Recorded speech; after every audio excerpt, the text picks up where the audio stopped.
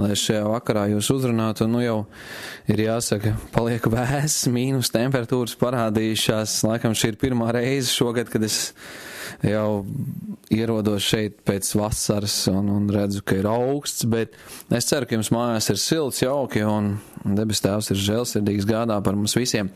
Man kaut kā ir sanācis tā, ka es pēdējā nedēļā esmu klausījies gan televīzijā, gan arī citās vietās, par šodien uzskrēju virsū internetā tam, ko es saucu sviests. Sviests man garšo, lai man piedod visi zemnieki, ka es pieminu sviestu, man ģimeni jums var apstiprināt. Es mājās uzcītīgi lietoju sviestu pārtikā, un tā ir vienīgā vieta, kur viņu es gribētu redzēt un lietot. Un kad es redzu, ka ar kādu dedzību tiek nes sviests, tāds, pilnīgs mācības sviests. Un galvenais, ka laikam arī vienai daļai tautas patīk. Es, protams, atceros raksturvietu, kur Bībelē rakstīts, ka uzkraus sev mācītājs tā, ka ausis sniedz, bet ar niezošām ausīm var tikt visur, bet ar niezošām ausīm nevar tikt uz debesīm. Un es gribu šokar atgādināt vienkārši raksturvietu. 1. Korintiešiem 2. nodaļa no 1 līdz 5. Ko tad vajag meklēt? Tad, kad tev dod vārdu, kad tev sludina, ko tev vajag meklēt, kas ir svarīgi, kas tev ir jāskatās. Jo Bībelē rakstīts, ka pēdējās dienās būs daudz viltus pravieši, runās visādas muļķības, mēģinās aizraut sev līdzi, un es, tādas lietas, kā es dzirdēju, sen nebiju dzirdējis vispār, un tas vēl no, izmantojot mūsdienu plašsaziņas līdzekļus, tiek izplatīts, un viss smaidīgi, viss laimīgi un viss dedzīgi, un es sev pasmējos, kad es tā ar kādiem cilvēkiem runāju, es teicu, zīmuļu kastītē vienmēr kādam zīmulim gribās būt garākam par pārējiem, gudrākam, kaut ko ģeniālu atklāt, bet es gribētu atgādināt par kādu vīru, kurš ir sarakstījis, lielāko daļu jaunās derības patiesībā apostols Pāvils.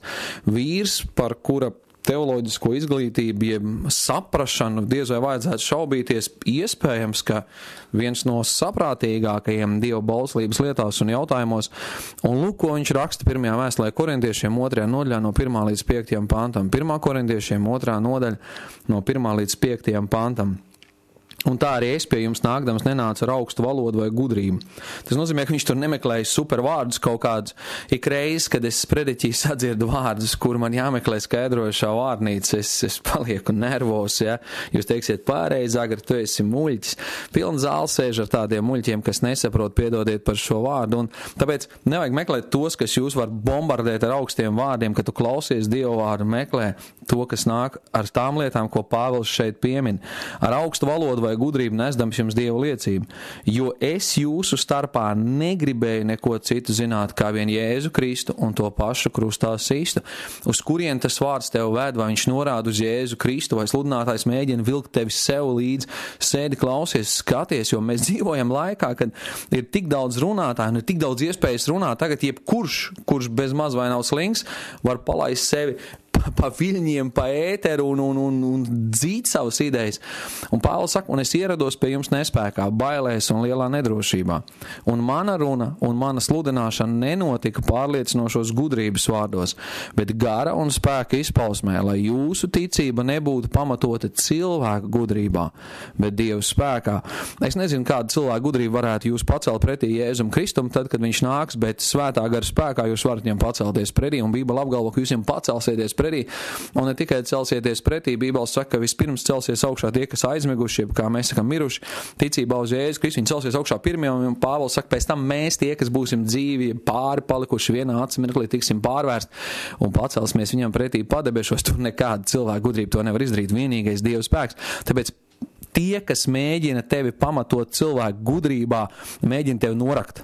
Tie, kas mēģina tevi pamatot cilvēku gudrībā, mēģina tevi norakt. Tavā dzīvē ir vajadzīgs Dieva svētā gara spēks, jo tas ir vienīgais spēks, kas tev pacels tam kungam pretī. Un pirms viņš tev pacels tam kungam pretī, tas ir vienīgais spēks, kas tev jau šodien, kurš jau varēja vakar, kurš varēs arī rītdien, bet īpaši uzsver šodien, jo rītdien mums nepietiek. Tas ir vienīgais spēks, nekāda cilvēka gudrība. Dieva svētā gara spēks ir vienīgais, kas tev var darīt, veidot, budiski vienā acu mirklī pārvērst par jaunu radījumu Jēzu Kristu. Jā, es uzsveru vienā acu mirklī. Tie, kas tev stāsta, ka jaunpiedzimšana ir process, kas vēlkās 25 gadu garumā, es viņiem novēlētu pašiem 25 gadu no vietas dzimt un nepiedzimt līdz tam brīdim, kamēr atnāk Jēzus Kristus, neklausiet visām muļķībām, ko es stāstu, lasiet Bībelē. Redzēsiet, kas tur notiek. Amen. Cik viņu pieņēma, tiem viņš deva varu kļūt par Dievu bērniem. Ko apostols Pāvils saka? Viņš saka, nezināt neko citu, Jēzus Kristus. Un tad 1. nodaļā, 31. pantā viņš saka, kas lielās, tas lai lielās ar to kungu. Viņš tur citē to, kas rakstīts, kas lielās, lai lielās ar to kungu. Ja tev stum virsū vēsti, un šīs vēsts centrā nav Jēzus Kristus, ja šī vēsts tev nezīmē acu priekšā kungu Jēzu Kristu, ja šī vēsts burtiski nedzemdina tevī ticību uz kungu Jēzu Kristu, ja tu kļūsti atkarīgs no sludinātāja, ja tu sāc pieķerties kaut kam, es nezinu, teikšu, denominācijai vai baznīcai vai vēl kaut kam, tad tev jāsāk klausīties un analizēt, ko tev vispār stāsta. Jo apostols Pāvils, viņš varēja. Apostols Pāvils varēja atnākt un teikt, zināt, ko mīļie vīri pie Gamaliela kājām sēdēja, tur bija farizējs no farizējiem, kā viņš kādā vēstulē atgādina. Un viņš varēja, viņš saka, nē, Kristus. Es atnācu jums sludināt Jēzu Kristu. Tas ir tas, kam jābūt centrā, jo viņš ir dzīvais vārds. Kā Jāņa evaņģēlijā rakstīts, vārds tapa miesa, ja, un tā tālāk. Un kā viņš saka, un viņš nāca pie savējiem, un cik viņu pieņēma, tiem viņš deva varu kļūt par Dievu bērniem. Tiem viņš deva varu kļūt par Dievu bērniem. Jēzus Kristus ir absolūti svarīga, centrālā vēsts. Vienmēr meklē, vienmēr klausies, vai tajā, ko tev sludina, Jēzus Kristus ir centrālā vēsts. Cilvēki sludina baznīcu, cilvēki sludina savu reliģiju, cilvēki pat sludina savus aizspriedumus, cilvēki sludina muļķības, ko dzirdējuši no citiem, kas stāstījuši muļķības. Sēdi un klausies, lasi Dievu vārdu. Ja tev nesludina Kristu, sāc meklēt, lai tev sludinātu Jēzu Kristu, jo nav glābšanas nevienā citā vārdā. Nav neviena cits starpnieks starp Dievu un cilvēkiem, kā cilvēks Jēzus Kristus. Šeit saliek kopā divas raksturvietas. Jūs varat atrast vienu raksturvietu apostoļu darbos, otru Timoteja vēstulēs Timotejam. Lasīsim tālāk, ko apostols Pāvils saka. Ko viņš saka? Viņš saka, es sludināju krustu. Nevis vienkārši tikai par Jēzu Kristu, bet es sludināju par Jēzu Kristu un to pašu krustā sistu. 2. nodaļā 2. pāns, viņš saka, to pašu krustā sistu. Drusītīm palasīšu no 1. nodaļas. No 1. nodaļas palasīšu 17. pāntu un 18. pāntu, klausties. Jo Kristus man nav sūtījis kristīt, bet evaņģēliju sludināt ne gudriem vārdiem, lai Kristus krusts nepaliktu bez satura. Viņš saka, iedomājies, kā gudri vārdi var padarīt krustu bez satura? Tāpēc, ka krusta vēsts ir gudra pati par sevi. Krusta vēstī burtiski iemiesojās Dieva gudrība, glābšana, žēlastībā, taisnošana. Tur viss ir. Man liekas, varētu visu mūžu pavadīt skaidrojot par to, kas tur ir, ko Dievs ir darījis, kā Dievs ir glābs. Un klausieties tālāk 18. pantu. Jo vēsts par krustu ir ģeķība tiem, kas pazūd, bet mums, kas topam izglābti, tas ir Dieva spēks. Tālāk palasīšu no 23. panta, turpat 1. nodaļā. Bet mēs sludinām Kristu krustā sisto, kas jūdiem apgrēcība un pagāniem ģeķība. Reliģiskiem cilvēkiem tas liekas, kā tā uz krusta, Bībele, kā viņi saka, mums bauslībā mācīts, ka tur nolādēts un tā tālāk. Pagāns saka, kādas muļķības, bet skaties, bet tiem, kas aicināti, tik labi jūdiem kā grieķiem, Dieva spēks un Dieva gudrība. Dieva spēks un Dieva gudrība. Absolūti joprojām meklē, lai tev sludina Jēzu Kristu krustā sistu, lai tev sludina Jēzu Kristu, ka viņa dārgās asinis tev šķīsta no visiem grēkiem, ka viņa brūcēs tu esi dziedināts, ka tev sludina un atgādina, ka viņš nomira par taviem un par maniem grēkiem, ka viņš samaksāja. Tev tā vēsts ir jādzird, mīļais, jo citā vēstī nav glābšanas. Tev ir jādzird arī, ka viņš nepalika kapā, bet Dievs viņu uzcēla no miroņiem. Kā apostols Pēters, kad viņš sludina savu pirmo sprediķi pēc svētā gara nākšanas pār draudzi, viņš saka, viņš ir pie Dieva labās rokas, viņš ir izlējis to, ko apsolījis. Viņam svētā gara nākšana ir arī pierādījums tam, ka Dievs ir Jēzu Kristu pieņēmis. Unikāla vēsts. Tā pašā laikā ir tik bieži jāklausās, ka cilvēki mēģina pazīmēties ar super atklāsmēm, ar kaut kādām super idejām, ja, un tu sēdi, klausies, reizēm domā, reizēm grūti saprast. Atzīstos godīgi, reizēm klausos, domāju, kaut kā nav, kaut kas nešķiemē, un es nevaru atcerēties nevienu raksturvietu it kā uzreiz momentā. Bet ir brīži, kur es esmu klausies, un es skaidri zinu raksturvietu. Tā nav, es skaidri zinu raksturvietu, bet mēs visi to klausamies. Tāpēc, ko es gribu tev šovakar teikt, ka tu klausies rakstus, kad tu dzirdi, ka tev sludina, skaties, vai Jēzus ir galvenais. Skaties, vai tai vēstī Jēzus ir galvenais. Ja tur ir galvenais mācītājs, tad varbūt jāsāk lūgt Dievu, lai mācītājs saprot, kas ir galvenais. Lai mācītājs sāk ieraudzīt, kas viņam ir jāsludina, savi sasniegumi, vai Jēzus Kristus, vai jāplātās ar enciklopēdiskām kaut kādām grieķu valodas zināšanām, vai ar vēl kaut ko super. Man arī mājās viena vārnīca ir, un es viņu atšķiru, kad man vajag, bet mīļie cilvēki, ir jāsludina Jēzus Kristus. Un ir jāsludina tā, lai 5-gadnieks var saprast. Ir jāsludina tā, lai Oma 95 gados var saprast. Ir jāsludina tā, lai cilvēki var iegūt glābšanu ticībā uz Jēzu Kristu. Un ir jāsludina par Golgātas krustu, jo nav glābšanas nekur citur kā Jēzu Kristu. Tāpēc tu klausies, ko tev sludina, jo nav glābšanas nevienā citā kā Jēzu Kristu. Bet tad ir vēl viena lieta, kas ir absolūti svarīga, un man burtiski ir kārdinājums, protams, lietot šo grieķu vārdu dunamis, ja? Kas arī šeit parādās, ka viņš saka, man sludināšana notiek pārliecinos gudrības vārdos, bet gara un spēka izpausmē. Lūk, kas maina cilvēku dzīves. Jēzus Kristus teica, ka svētais gars ņems no tā, kas ir viņa, un darīs zināmu. Ja runas laikā nav svētā gara darbība, jūs esat jauki pavadījuši laiku kopā ar patīkamiem cilvēkiem. Nopietni, ja runas laikā nav svētā gara darbība, jūs esat jauki pavadījuši laiku kopā ar patīkamiem cilvēkiem.